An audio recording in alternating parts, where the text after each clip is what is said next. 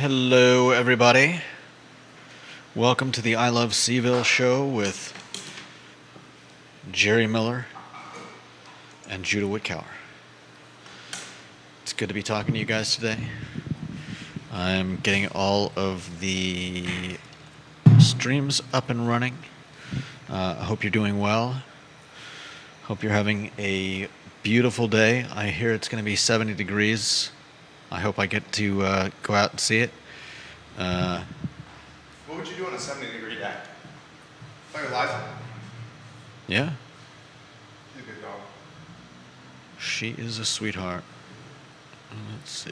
Give the show a like and a share. Ginny Who, we appreciate you. Ginny Who retweeting the show. Take a look at the headlines. What is, I don't think I've ever asked you this, your favorite spot for a cold beverage, something wet, outside the office? You know, I really did enjoy the tap room.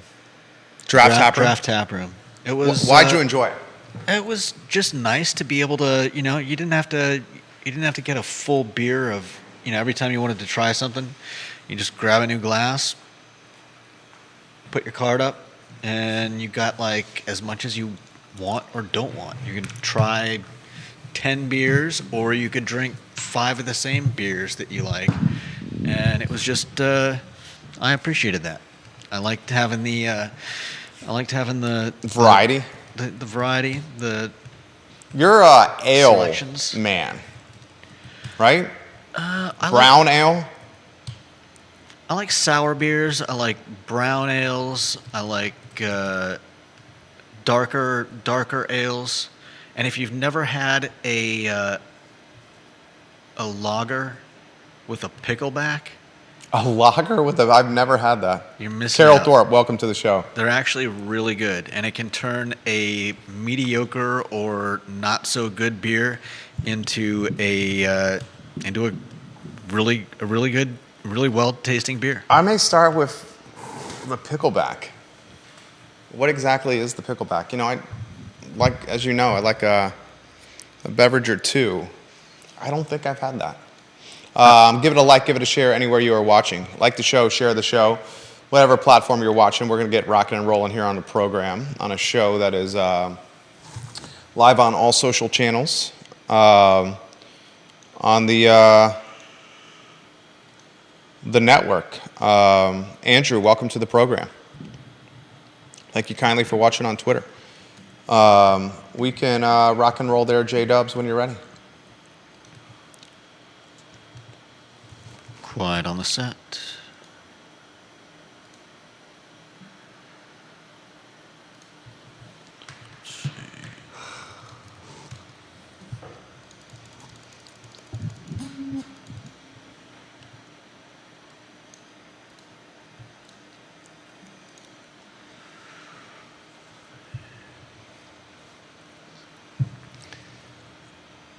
Good to be with you guys. My name is Jerry Miller. Thank you kindly for joining us on a Thursday afternoon. It's a pleasure to be with you now 1 week before Thanksgiving, Judah. Yep. A week before the Thanksgiving holiday. One of my favorite holidays. I'm curious of where it stacks up for you for the best holidays of the year. Some of the favorite activities to do on Thanksgiving. The turkey trot at Boar's Head captures the attention of hundreds of people on a Thursday morning. Excited for that. I have family coming in from the West Coast and from the East Coast to stay with us, with my wife and I and our 2 boys. We're very excited about that. Pies. I will miss the pie chest. We were often gifted pies on Thanksgiving by Keith and Yona. Much love to Keith and Yona for those. We love those pies if in the not pie for chest. the many other reasons why we love them. Absolutely. I mean, the pies were one of our favorites. Absolutely. So we'll talk about some traditions. I want to ask you, and we'll start on a 2-shot, then we'll weave back on a 1-shot. A lot to cover on the program, including more Fry Springs chatter. The story I wrote about a third location from the Marie Bet team will be the lead of the program. in the Anna's Pizza location. I'm going to talk about that to start the show. First, I want to weave the jack of all trades, fondly known as J-Dubs, up and down the eastern seaboard. 13 years and counting here at HQ on Market Street. Thanksgiving, your favorite? Top 3? You strike me as a Christmas guy, number 1. That's my favorite holiday. Yeah, I think Christmas gets number 1. There's usually more time off. There's usually more time with family, and it's not just one meal, and it's not just one specific meal. In fact, I've thought about Multiple meals in the Wickhauer household for no. I just mean that Jesu Cristo's birthday. I just mean that there's no set specific outline for a Christmas dinner, and Thanksgiving is almost always exactly the same. So I've been toying with trying to add some different things, when I get together with family. I like it. Thanksgiving top 3 for me. I'll go clear cut Christmas 1. Huge fan of the 4th of July. Proud American. My mom, a Cuban immigrant, as I've documented on this program so much. And I grew up in a household where she was a very proud American, proud to become a U.S. citizen, proud to migrate and immigrate from a communist country right before a communist dictator. Yeah. Utilized war tactics to take control of what was a very proud country in Cuba. I'll go Christmas 1, 4th of July 2, Thanksgiving 3. Our Thanksgiving tradition's a week away. We're rolling the turkey trot in there. I'm super excited about this. Seeing our 5-year-old run a 5K, jog a 5K, trot a 5K, do a 5K on Dad's shoulders for as long as Dad can do that is going to be something for the memory book. And our 11-month-old being pushed on a stroller is going to be something for a memory book. Very excited about that. Need a new pie substitute. We're taking ideas for the pie on the program. You started with pickleback. I've not had a pickleback beer. It's a beer with a pickle? I've never had an actual pickle. There are some breweries that make a pickleback beer, but you can really just you don't need it. I mean, you can also I think pickleback started as something that you have with a whiskey, if I'm not mistaken. Yeah, I've seen it with whiskey. Whiskey and a pickleback. I've seen it with whiskey. And you can do the same thing with the lager. Like I said, it'll elevate a lower to middling beer to a much higher level. I'll try it. I'm gonna. You don't lead me astray. Let's do it before Thanksgiving. Yeah. We'll do it before Thanksgiving in the office or outside the office. The Man Mrs. Draft Tap Room. I think a very underrated watering hole locally is the Lazy Parrot. If you have not been to the Lazy Parrot, that watering hole is very dynamic with the televisions, the wings, the pizza, the sandwiches, the 2 bars, the beers on tap, the outside seating, the friendly and approachable price points. Sports bar meets family atmosphere, cornhole outside, a lot for a lot of people. We are blessed with watering holes galore in this community, which is fantastic. We'll go to a one-shot. We'll start with the lead of the program, a topic we talked about yesterday. The team, we said yesterday, the team behind, in fact, it's in the story on iloveseville.com. I'll read you the first paragraph of our story. The team behind Marie Bett is opening a 3rd location in the city of Charlottesville in the Fry Springs neighborhood of Jefferson Park Avenue. We also, in the story, say a lease was signed this week. We say that they'll rent a portion of Anna's Pizza and launch a version of their popular cafes from Rose Hill and Water Street. We mentioned coffee, breakfast, and pastries in a scaled-down version of Anna's Pizza. Check, if you haven't gone by the Maury Avenue Shopping Center, I want you to do it. I want you to look into Anna's, and then you'll see a cement concrete wall literally almost down the exact middle of the restaurant, dividing the restaurant in 2. One of the larger restaurants when it was in operation in the city, Anna's. Had that huge banquet hall on the left, that banquet private reserved dining room that wasn't used that often, and seating for a significant amount of people. One of my first experiences with restaurants in Charlottesville was in 2000. Crazy to say, I've been here 23 years. First year at the University of Virginia, and we were doing the fraternity. It wasn't pledgeship, but it's when you go from fraternity to fraternity, and the frats are kind of like wining and dining you and trying to get you to join their house. And one of the houses, it might have been SAE and it might have been Chi Phi, it was one of those two, took me and some friends out to Anna's for pizza and cold pitchers. And it was a boatload of us, including all the brothers, and there was plenty of seating left, just having a great time. One of my first memories of a restaurant in Charlottesville outside of the UVA bubble was that experience at Anna's in 2000 in the Fry Springs neighborhood. That was very much the heyday for Anna's Number 5, a restaurant that we loved. I've often said the Italian sandwich at Anna's Number 5, the best Italian sandwich around, or certainly in the top 5. So in I Love CVille, we mentioned that a portion of the space was leased, and the team behind Marie Bett was going to pursue a version of one of their restaurants there in the near future. You know, I feel comfortable with that story on ilovecville.com. I feel comfortable with it. The headline could have been a bit tighter. You know, my background, newspapers and media, radio and television. Sure, I will give you this. Absolutely, our headline could have been a bit tighter. Our headline, Marie Bett team opening 3rd location, Fry Springs neighborhood.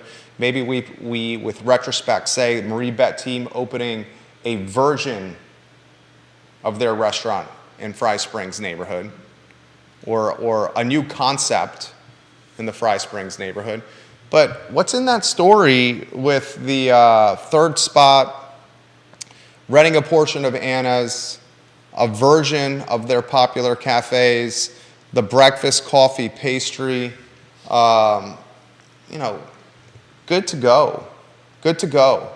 And I encourage anyone that's watching and listening to the show, and the show, the viewership and the listenership, whether, you know, is fairly hefty these days. Drive by, take a look. I mean, fantastic opportunity in that area. As John Blair highlighted yesterday on LinkedIn, you got 2,000 to 3,000 people coming with the Paul Manning Biotech Institute. That's a hop, skip, and a jump away from the Maury Avenue Shopping Center, perhaps the new moniker, the Shops at Fry Springs. We spoke yesterday about the closing of the pizzeria across the way. Do you think it's safe to call Fry Springs Station a pizzeria on a 2-shot, J-Dubs? Yeah, I think that's safe. You think it's safe? I mean, very much more than pizza for that 14-year run restaurant. Oh, yeah. Much more than pizza, but I think beer, cocktails, sandwiches, salads, desserts. PK and Ben, the team behind Fry Springs Station, highlighted the sit-down nature of restaurants and how they've changed dramatically, where you have table service. That concept is faced some headwinds, and we've highlighted this on the program, the concepts like Moe's on Ivy Road, owned by Derek Bond, or one of PK's other brands, Ivy Provisions, where it's order from a window, no front of the house staff. Revolutionary Soup fits this model as well. Bag Bees on the downtown mall fits this model as well. Those concepts, less labor intensive, keep overhead down, maybe some tailwinds for those concepts, especially if they can integrate to-go, takeout, delivery, order ahead online through digital platforms and apps. Right. But the station, how would you characterize that? How would I characterize You've been, right? Yeah, it's been quite a while, but that's right around the corner from your rentals. A little bit less, 2 miles. A little bit less than it was when they were living in Redfields, but yeah. I mean, it was a great place. They had that big open window where, you know, you could basically sit outside while still sitting at the bar, and for hot days they had that nice patio roof Just great food, great atmosphere, and I mean, I can understand restaurants struggling. Um, we all know that COVID changed a lot for a lot of people. I'm sure that as crazy as it seems, there are probably still a lot of people who are on like basically COVID panic mode. People You who know, are, you saw what UVA said last week. The University of Virginia, that article's still online at news.virginia.edu. Pretty much in an article on their website said, look, it's time to consider COVID and the pandemic in some kind of hybrid or category of the common cold or the flu. yeah, I mean, I think we have to admit that it's not going anywhere, and it's also not. It's also not a pandemic that's killing hundreds of thousands of people a week or month or even year anymore. But that doesn't change the fact that I think the damage has been done. And To the psyche, to social norms, to habitual behavior, the first two paragraphs from Jane Kelly's article, November 9th, 2023 on virginia.edu, news.virginia.edu. The headline of the article, almost 4 years in, is it time to start treating COVID differently? The author writes, with the 2023 holiday season fast approaching, people are asking when they should start treating the coronavirus as a common illness to navigate, much like the flu or a cold. Yeah. And Dr. William Petrie, who's an expert on infectious diseases at UVA, said, quote, I think we are there now, end quote. You can find that story on news.virginia.edu. The behavior's been changed. yeah, I think the damage has already been done, and there's not really a whole lot of way. There's not really much you can do to put the cat back in the bag. And it's not just the pandemic either. I mean, crushing debt. I know that Powell is acting like inflation's in check, but that usually just means that the inflation is going up at a lower but steady rate, and that's not helping anybody out here that's struggling. So there are a lot of people that probably, I think, tipping. I think there are a lot of people that feel more comfortable just going and grabbing something at a window, like you said with Moe's. You can just go, order, pick it up at a window. You don't really have to worry about feeling Obligated? obligated. Yeah, Obligated for? and for tipping a server. And so I think a lot of people are probably more comfortable, with that type of carry-out service. Experience. Price And- point's different, more affordable. Claire, attorney, welcome to the broadcast. Juan Sarmiento, we will see whether a version does open in that storefront. I'll stay with what I wrote there on iloveseville.com. Claire says we could also, in regards to the pie, we could also fast and donate the money we used to pay for a huge Thanksgiving spread to indigenous nations. And she said Fry Spring Station did elevate her Caesar salad game and says cheers to you and I. Claire, thank you for watching the program. Thank you for the direct message today. I'm curious what that would look like. What's that? I'm curious what that would look like. Which part? Donating money to indigenous people instead of having Thanksgiving? Or the Caesar salad game being elevated? The first one. I'm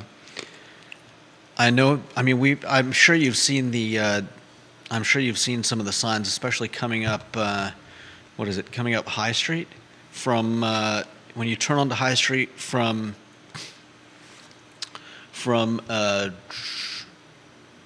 Freebridge? From Market. Okay. If you come across McIntyre onto Market, and you take that left going up the hill onto High Street, right at that corner there's a sign saying, basically we stole land from the Monacan Trail. the Monacan Indians. But that leads me to the question: are there any indigenous? Obviously, Charlottesville doesn't have a reservation. Where would you donate to indigenous people? I mean, there's organizations outside Charlottesville. Oh yeah, I'm sure there are. Charlottesville's not the entire world. No. But it was a fairly specific comment, and so I thought I'd ask. Claire, that's a great question right there from J Dubs, from Judah B. Wickhauer. Viewers and listeners, your thoughts on anything we're covering right now. We'll relay them live on air on the program. We talked about Anna's being subdivided, and I very much encourage you guys to look at this. I think it's a fantastic location for a restaurant. Fantastic location for what's to come. I think Fry Spring Station across the way will garner and is already garnering interest. That restaurant's set up beautifully with the alfresco indoor, outdoor, outside bar, inside bar, and the walkability with that restaurant. So you think it'll be a fast turnaround? I didn't say that. I said I think it would. I know it's garnering interest now. I know for a fact it's garnering interest now. I think it will continue to garner interest. I think there are headwinds when it comes to potentially taking over restaurants. We've already highlighted the labor and the cost of goods. Well, then maybe a good question is, what would people like to see there? I think that's a great question. I think that spot would make a great brewery. Yeah. I think it would make an open kitchen. I mean, a fantastic micro brewery or satellite beer experience for one of the brands on Nelson on 151. And they could serve food too, because it's got they almost have to. Obviously a great kitchen. Jason Howard, many people bought smokers, air fryers, grills, and other kitchen appliances over the pandemic. Yeah. Some people's eating patterns just shifted. They're not anti-restaurant. They just enjoy eating at home. Also, I feel like there are more food trucks than ever. Lots of breweries and wineries having a different truck or trucks every weekend. More ways to spend your entertainment dollar than traditional brick and mortar restaurants. Claire's going to send you a link or put it in the comment section for opportunities to donate to indigenous folks. Lisa Costello on Cherry Avenue said, many who identify as Native American are now often a mix, like many of us in America, No especially doubt. on the East Coast. Brenda Kovaric, welcome to the program. The topic of today's show was what we wrote on iloveseville.com with the restaurants coming and going to the Fry Springs area. And as I started the program, I will stick with the team behind the beloved cafe and bakery, Marie Bet, eventually opening a location, not a third MB, but a third restaurant in that shopping center. And if that does not happen, I will be the first to say otherwise. What do you mean, not a third Marie Bet? It's going to be a concept that is work in progress. Okay, so possibly a separate menu. Concept that's a work in progress. And I mean, that was clear in the article on the website. This leads into a segue for our next topic, if you want to put the lower third on screen, about which other restaurant spots that could be divided. The days of a 3,000, 4,000, 5,000 square foot restaurant, I think, are gone. The days of prioritizing heavy front of the house staff and 200 to 300 covers a night are gone, I believe.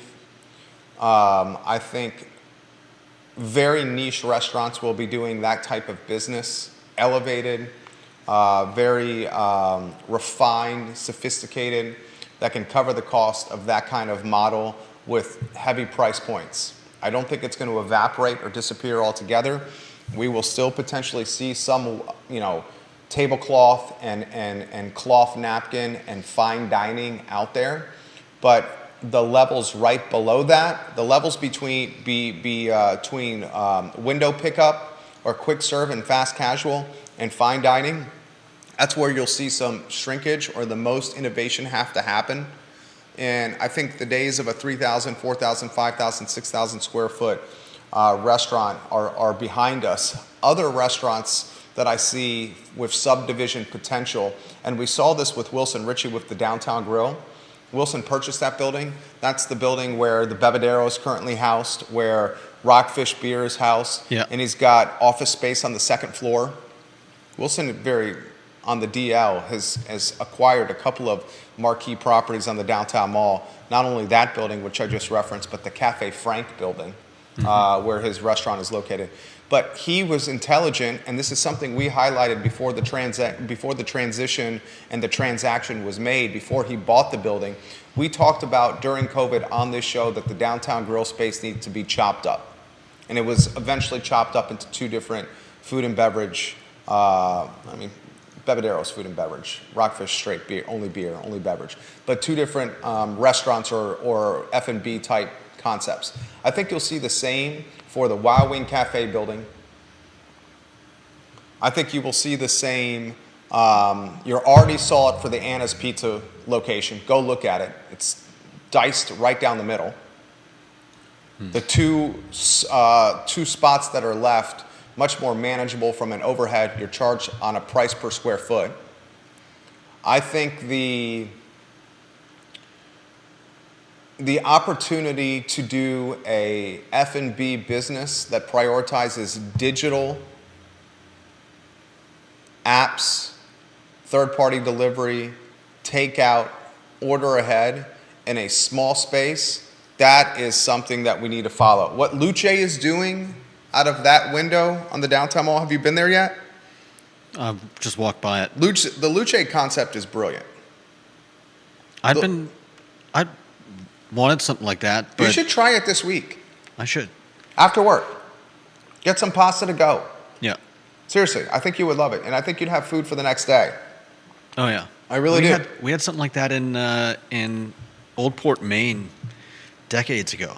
And it was great. I mean, you could go get pasta to go and be in and out in probably if the place wasn't bumping, you could probably be in and out in just over 5 minutes. Deep Throat on Twitter, he's one of our top 5 commenters, says this in a DM.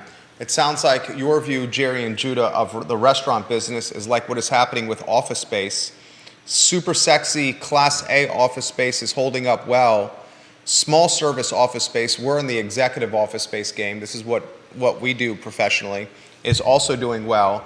But office space in the big B and C categories are getting crushed, 100%. Fantastic comparison right there from the cosmopolitan, world-traveled, and well-negotiated and seasoned Deep Throat on Twitter through a DM. That's 100% right. Food trucks, quick serve, fast casual, order from a window and pick up the food yourself, that stratosphere of F&B, humming and doing well. Talk to Mose and Derek Bond. He's seen an uptick in business on Ivy Road. Ivy Provisions, humming, doing well. Wayside, fried chicken, humming and doing well.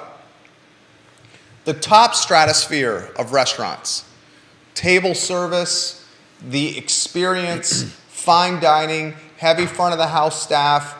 The food is phenomenal, sophisticated with its ambiance. Black Cow Chop House, for example. Daniel Kaufman's got that restaurant crushing. That restaurant is absolutely crushing right now. Fleury, Brian Hellenberg. Fleury, doing very well. That level, the sexy Class A office space, the comparison with the office, crushing. The middle, where you need labor and you're looking at somewhere between $12 and $18, $19, $20 a head, and you're still doing table service with staff, and you have to turn tables and turn covers for volume, that's feeling the pinch. Because that consumer either is strapped financially with credit cards or student loan debt, or has had their social habits change coming out of the pandemic, as Judah indicated, and they don't want to eat perhaps around strangers, or they prefer to order to go through an app or have the app deliver the food to them. Yeah, I mean, When's the last time you've done it except for Sunday with your after church with your family? what, the last time I've done Table eating- service, restaurant, sat down, dropped between $15 and $25. Except for after Sunday. I know Sundays are important for you and your family for lunch. Yeah, I rarely go out and go sit down. I mean, I've usually got Liza with me, and so for me it's when we have beautiful weather like today, I'd say typically it's probably me going to like Guadalajara, sitting out on the patio, and enjoying some tacos. That's banging. Yeah. Multiple folks highlighting Fleury right now. Grayson, watching the program, says Fleury is an anniversary and special occasion favorite for his household. No doubt. Deep Throat saying very much the same. Check out what Brian's doing at that restaurant. A+ work. Jason Howard on Rio Road, when Aldi went into the old Fresh Market spot, they chopped that up maybe half the space for that grocery store. I mean, even Wegmans hasn't opened its restaurant on 5th Street since COVID. Yeah. Wegmans, would you say, viewers and listeners, of all the grocery stores in Central Virginia, a 300,000 person market, wouldn't we say that Wegmans probably does the most gross revenue? What does more gross revenue than Wegmans from a grocery store in this area? Maybe you make an argument for Costco. I don't shop at either one. Maybe on a regular Costco. basis. Who would challenge Wegmans' gross revenue from a grocery sales standpoint?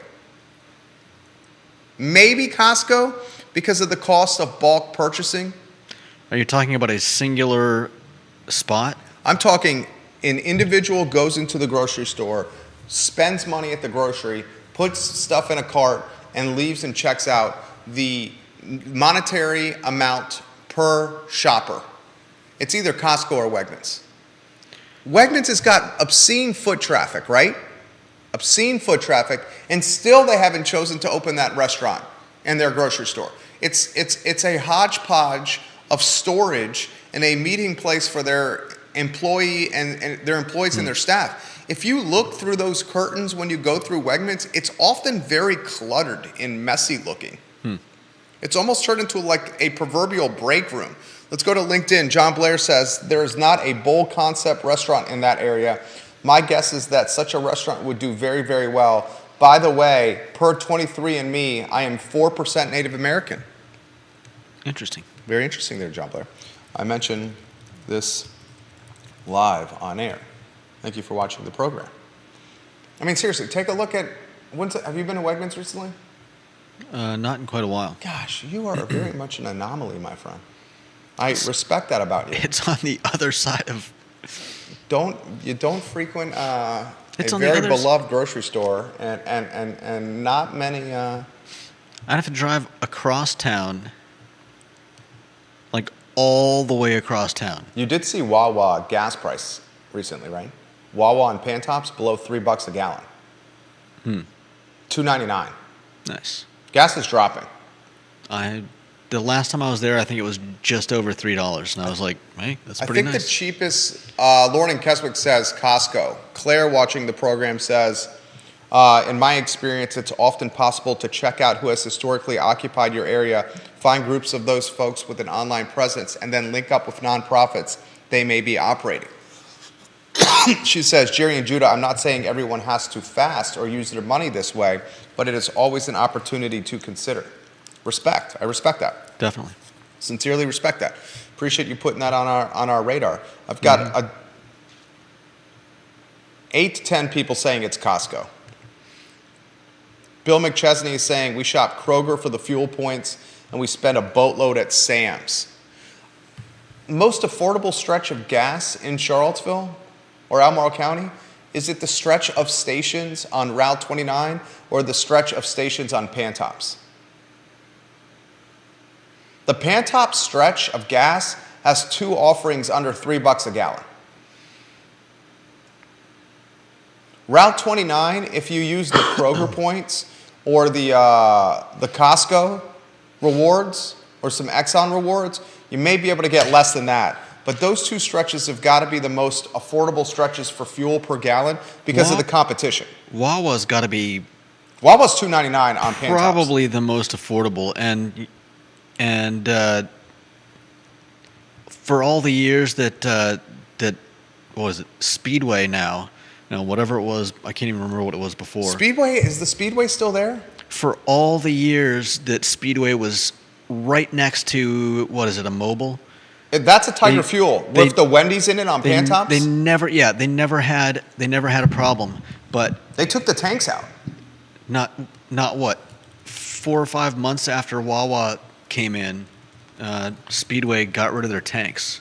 Like, I don't know why anyone would even stop there unless they really love the, I don't know, their cooking all day hot dogs. Well, put the I Love Seville notebook with Jerry and Judah, lower third on there, if you could, please, sir.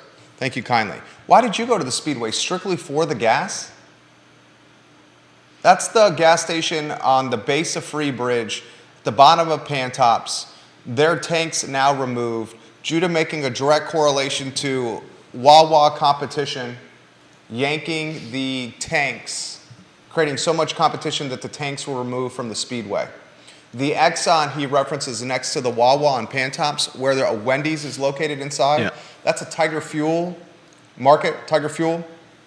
Tiger Fuel, because, and I love what Tiger Fuel does. I love the Keswick sandwich. I love what the Suttons do, locally owned and operated. They're constantly donating to charity. They're absolutely fantastic, a great locally owned business. I don't think they have a food market at that one. There's not one where you can order food like at Bel Air, Right. but there's pre-made subs. There's pre-made subs there you can purchase. I never get pre-made subs. What's wrong with the pre-made subs? You're too bougie for the pre-made subs? Is Jamie Turner watching? Should I say undoubtedly here, Jamie? I think my problem undoubtedly you don't get the pre-made subs? I think my problem is do they have pre-made Ednams? Really? They have pre-made of all the sandwiches.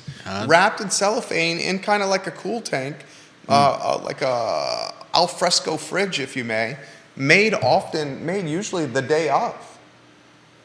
But I guess my point is this. Wawa is straight up using gas, I think, as a loss leader.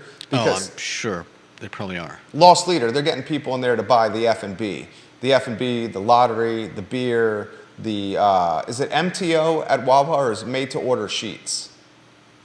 Wawa definitely makes food to order. No, I know, but there's a moniker for MTO. Is the MTO sheets? I think that's sheets because I've never seen anything like All that. right, so MTO is sheets. I know Wawa makes them to order as well.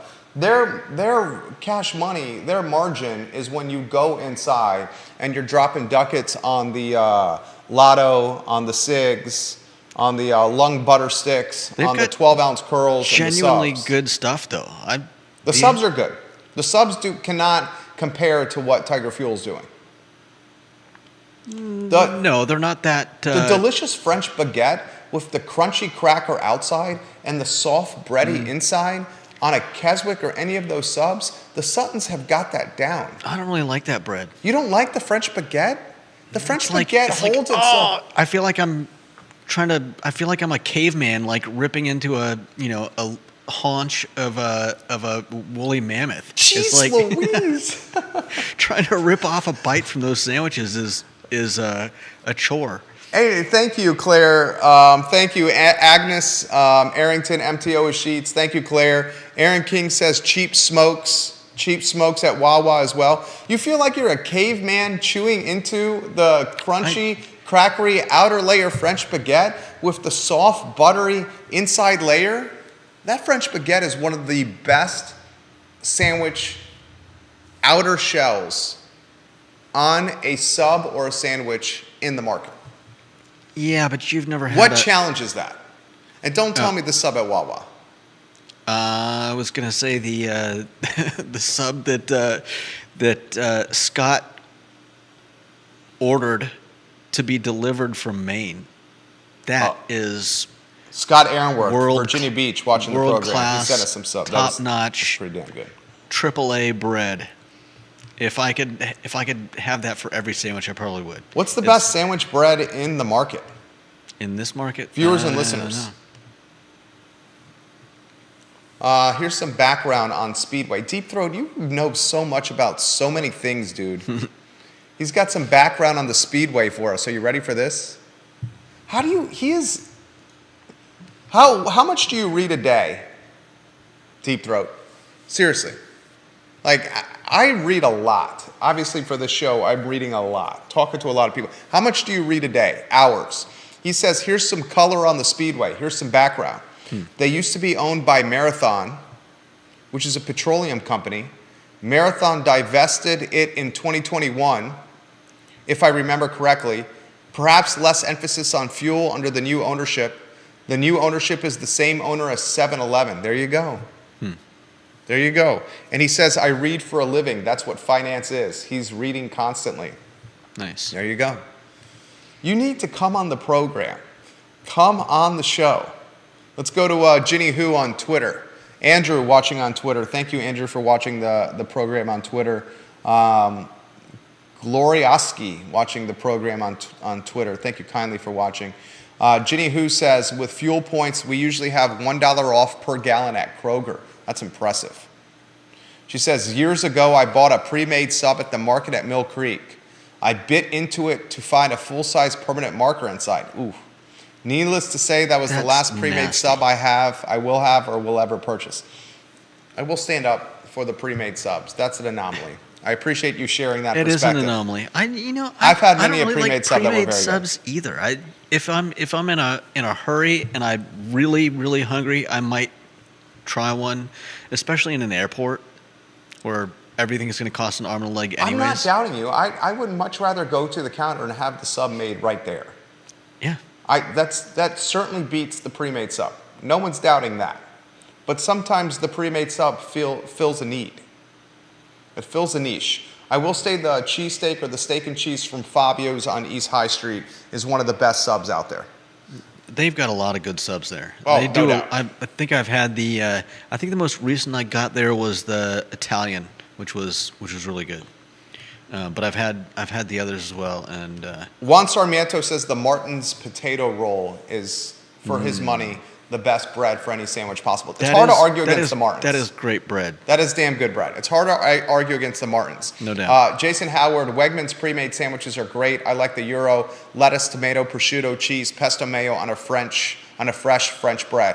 I will say from Wegmans' standpoint, if you're talking subs, the Danny's sub or the Danny's favorite. Have you had a Danny's favorite at Wegmans? Judah. Tell me what's on it. The Danny's favorite at Wegmans is a fantastic sub. Viewers and listeners, have you had the Danny's favorite? It is a fantastic sub. Bill McChesney asks a question to Deep Throat. Does Speedway have skill games? You know, the gambling machines? I've never seen them there. I don't think I see them there. In fact, the skill games are now, I believe, banned. They have now initiated a ban on the skill games. Statewide or Statewide. in Virginia? Yeah. Wow.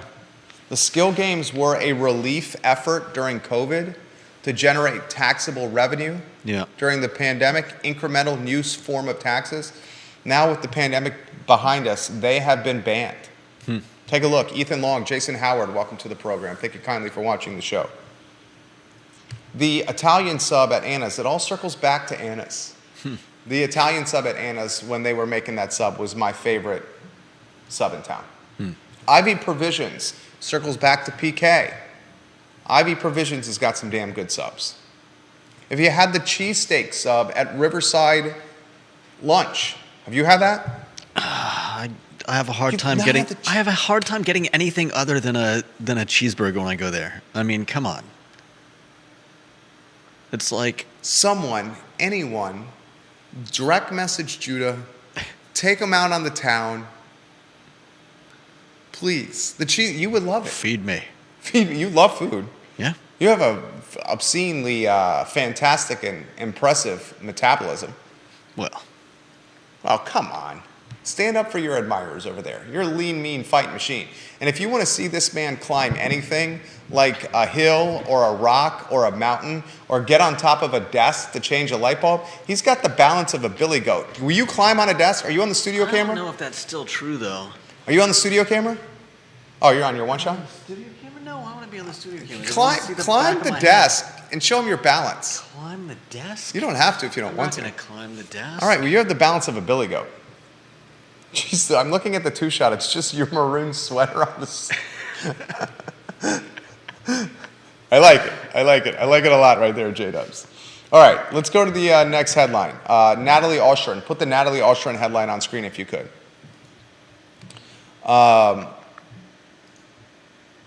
And Deep Throat has an answer for Bill McChesney. Deep Throat says, Bill McChesney, I've never seen games of skill at Speedway, though the ability to eat the aged hot dog without retrenching is a kind of skill. Seven and I is a Japanese Sad but company, true. so maybe we see Panchiko there before too long. Pachinko. What's Panchiko? Pachinko is, it's a little bit like pinball. Oh. It's a Japanese game. I really don't know much of anything about it, but I'm pretty sure it's Have you played backgammon? maybe You would enjoy backgammon. not recently. We should play backgammon. Backgammon. I'm trying to get my better half into backgammon. Okay. You know, something you can do with like your significant other, your partner, your husband, your wife, like a common ground. You know how it makes the experience pleasant when it's like you guys are binge watching together a show. Like we've recently binge watched. What's the HBO show?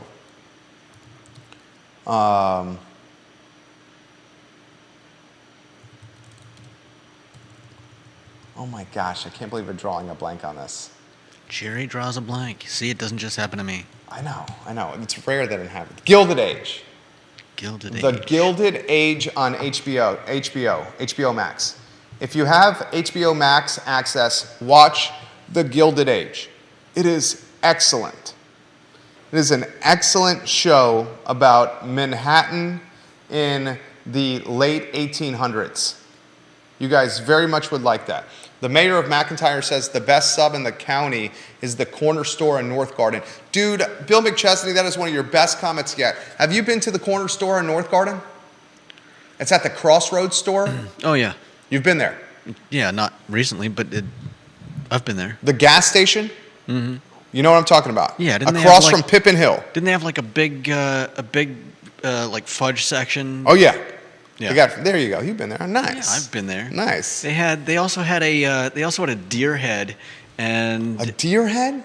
they had a mounted deer head up above the where you paid for your gas, and my friend donated a pair of glasses and a hat so that the buck was styling. Oh, your friend donated his personal hat and glasses to the mounted deer head at the corner store in Yeah. North Garden. Whenever I'd go in there, I'd look up, and there's the deer with a pair of sunglasses and a fedora. That make it a fedora? Your buddy's rocking a fedora? Not anymore.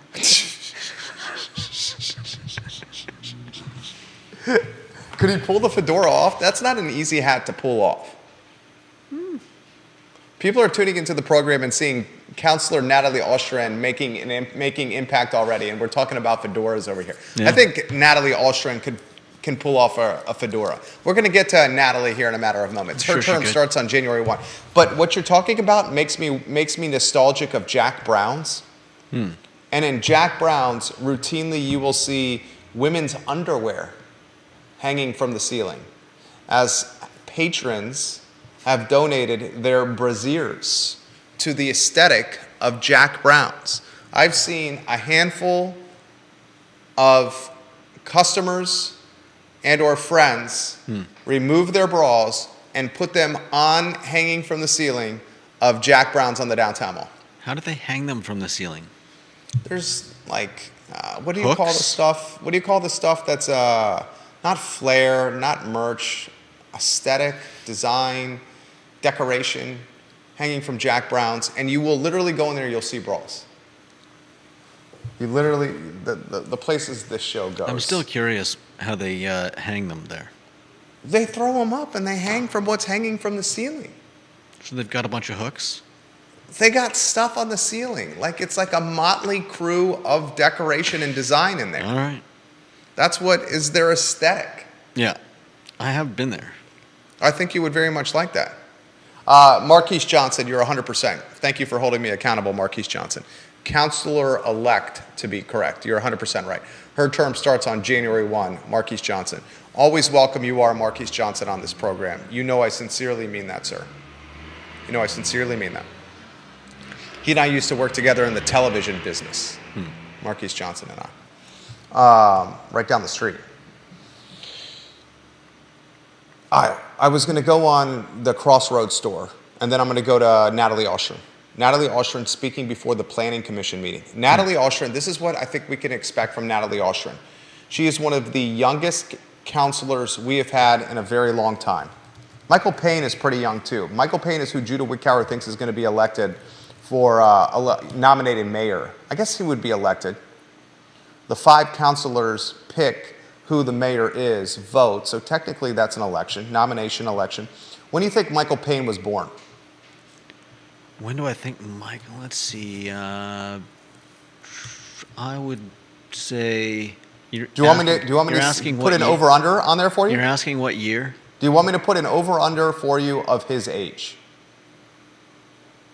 No, I think I would guess, let's say,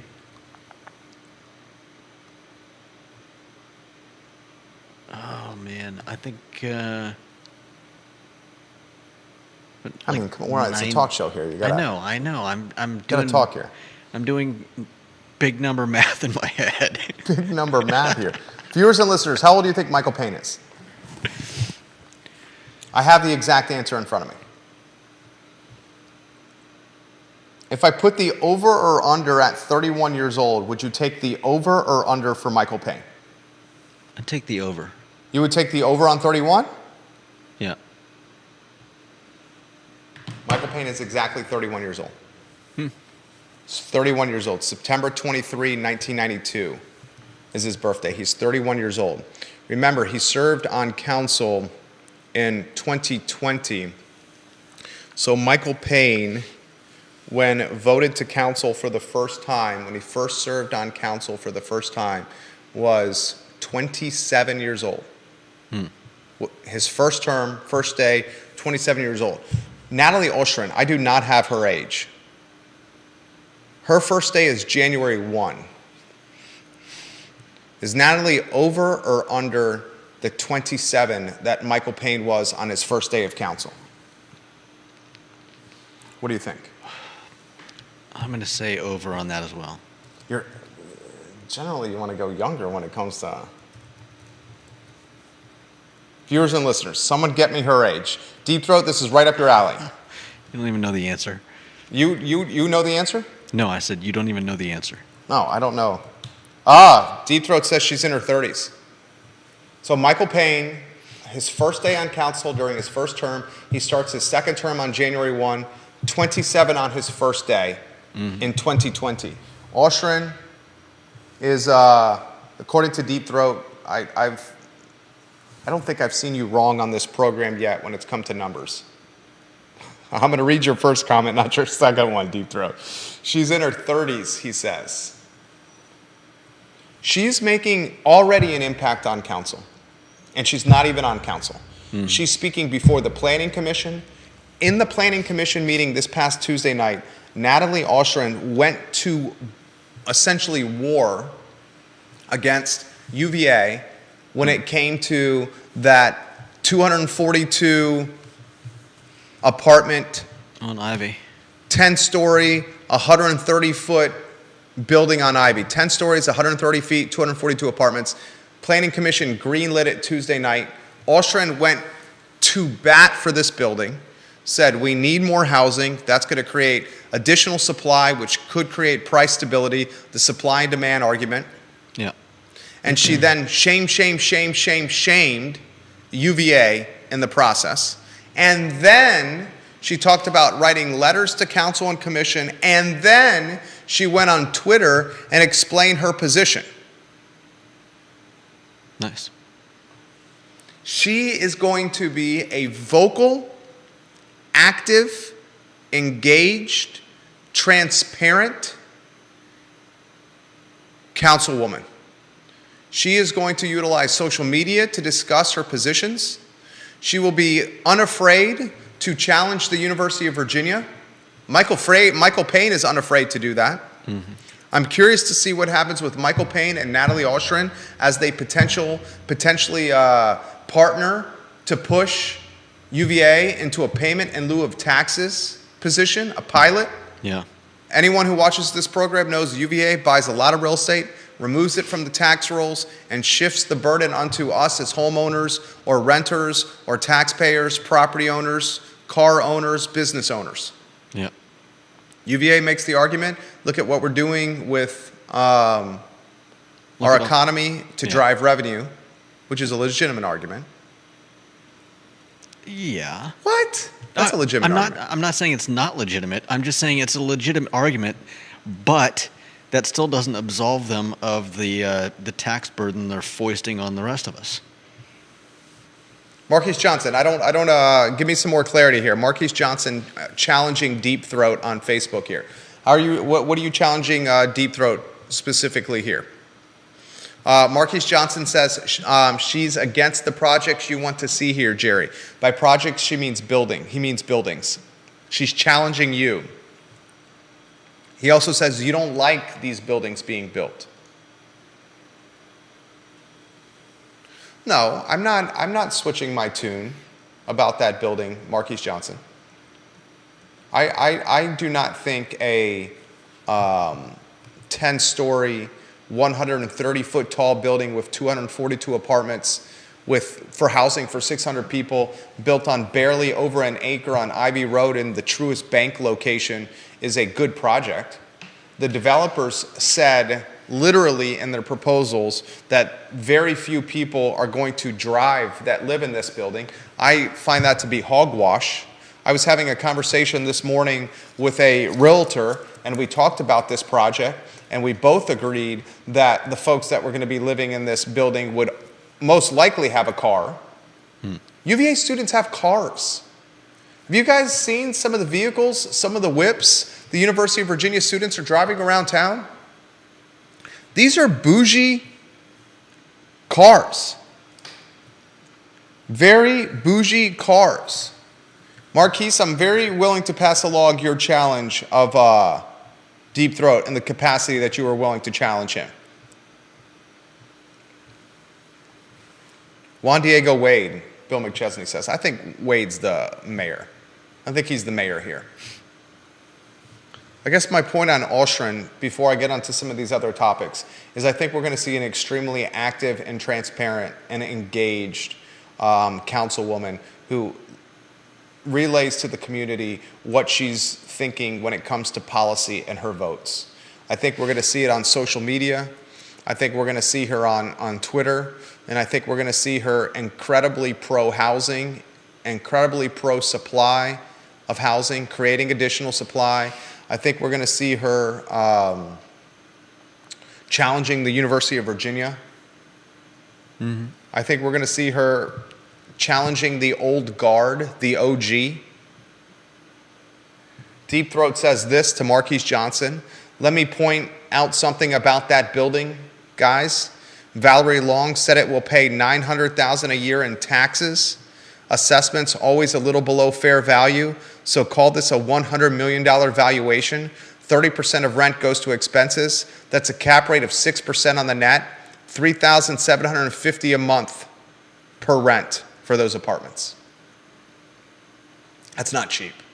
$3,750 for how many bedrooms? $3,750 Does it even per matter? month. It's not going to be a one bedroom. It cannot be a one bedroom at that price. But that's not cheap. I'll give you that, and this is a finance guy talking. And I read, It's not just not cheap. That's expensive. I read the same article he's referencing in the Daily Progress. Valerie Long, an incredibly talented attorney. Someone give Valerie props that's watching this program. Let her know we're giving her props. We give her props a lot on this program. Okay, Marquise, I'll get to your comments. I'll pass along your comments to Deep Throat here in a matter of moments. Vanessa Parkle says maybe Natalie will be the new mayor. Wow. That would be something. Could be. I think Juan Diego Wade's in the driver's seat. JDW. He's voting major pain. We got a bottle of booze on it, a $50 bottle or below. You can't go bottom shelf with a plastic bottle for the $7.50. We should caveat the bet. It should be a glass bottle. You really think I would buy a plastic bottle of bourbon? All right, I would not do that. I wouldn't accuse you of it either. Okay, thank you. Deep Throat says, and this is from the article in the Daily Progress, I read it as well. Valerie Long, the attorney who's representing the developers, RMD Properties with the Winston-Salem mailing address on the GIS. She said in the Planning Commission meeting that, actually Deep Throat probably, in fact, I know for a fact, he streamed the Planning Commission meeting in real time, and that's how I got this information. I got this information from the article. Valerie Long said it will pay $900,000 a year in taxes. $900,000 per year in taxes for that building. I believe the yearly tax base was significantly under $100K right now. I want to say it was between $20,000 and $30,000 if memory serves correct. $900,000 a year when that building is done, she says. The assessment's always a little below fair market value. So it's safe to say that building, when finished, will have a $100 million valuation. 30% of that rent goes to expenses. So the cap rate of 6% on the net, which means $3,750 per month per apartment. And it's right, $22,000 now is the monthly, $22,000 now is the yearly taxes. So my memory was correct there. Yearly taxes in the $22,000 vicinity. $3,750 a month per apartment. Everyone else that's watching and listening to this Fine and Fair talk show, I want you to know what $3,750 a month in rent is going to do. It's going to increase the rent of every other apartment in Charlottesville or Albemarle County. When these apartment towers come to market, another one is coming right on JPA, the corner of JPA and Emmett in Stadium. It's called the Verve. When these apartment towers come to market, they will come to market at Georgetown, Park Slope, Upper East Side price points. And when they come to market in Charlottesville at Georgetown, Park Slope, Upper East Side monthly rents, the rental market will be taken with it. It's called comps and comparables. You thought Dairy Market was expensive? Or those apartments on West Main Street were expensive? Or those towers on West Main Street were expensive? Wait till you see this. That's why I've said many times I've said many times that the upzoning is not going to be the affordability that everyone's talking. Marquis says Natalie for mayor. He says slow your roll a bit, Deep Throat. And Marquis says I'm not challenging him. I'm just saying she is 35, 36, friendly competition. I was saying in her 30s is not a definite answer. I was saying 35 years old. Little sparring. We like sparring from you, Marquise. We like that sparring. Jeez Louise, this comment from the mayor of McIntyre. The Planning Commission and the council say vertical erections are the best thing for affordability. So why not?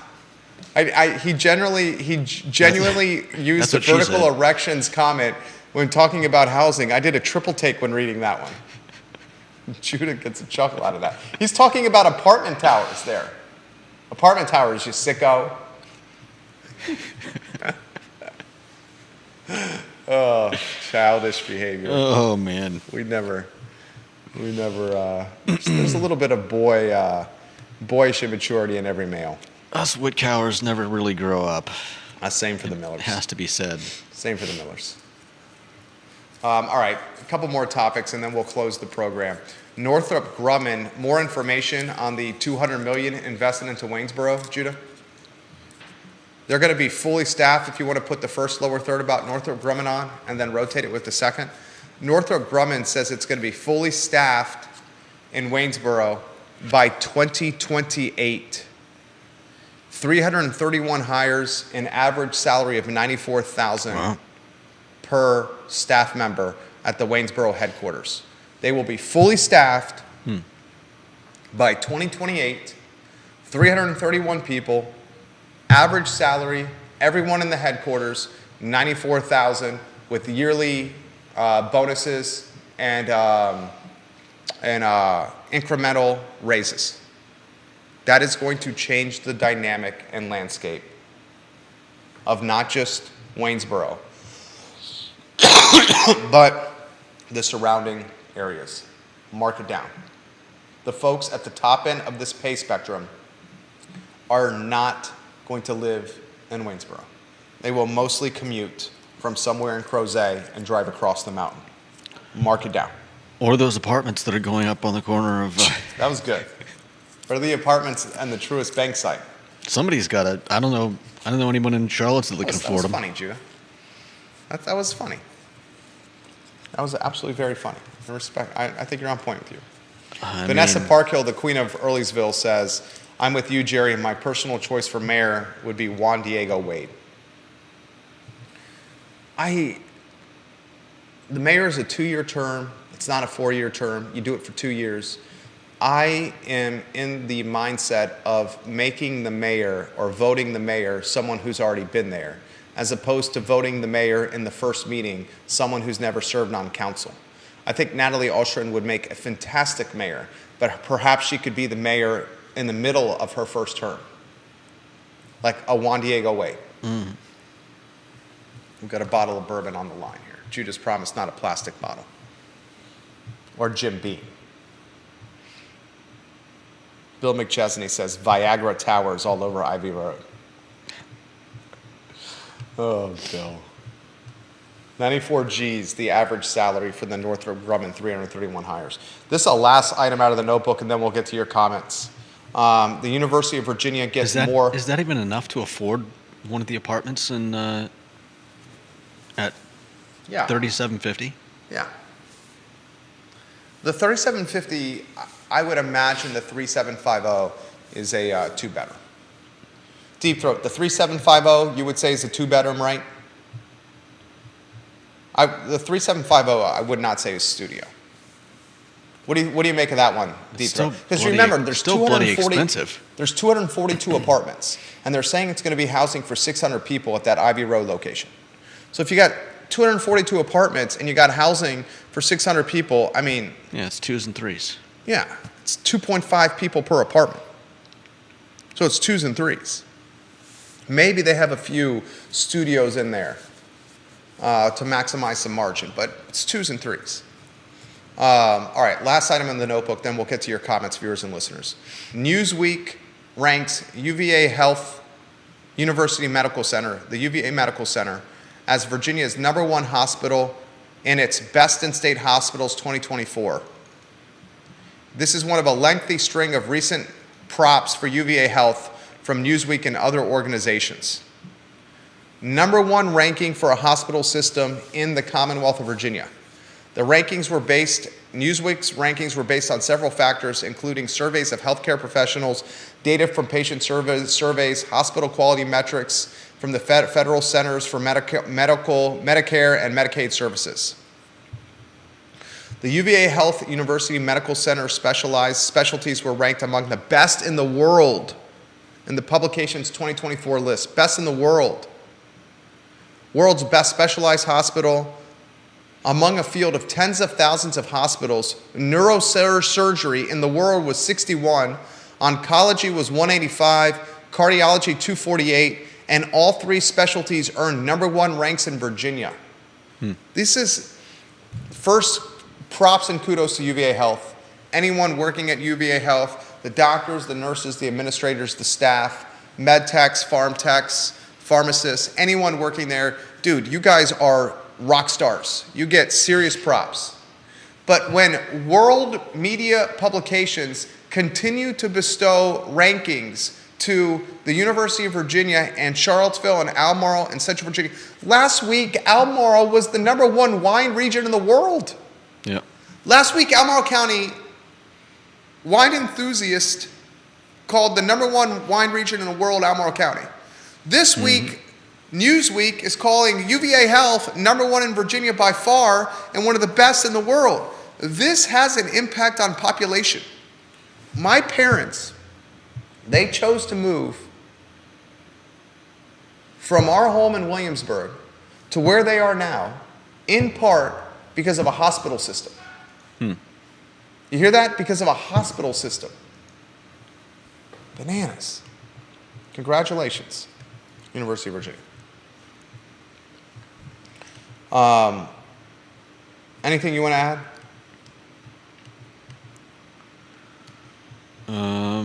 Yeah, give that pickleback a try. The pickleback? Yeah. Now I'm craving.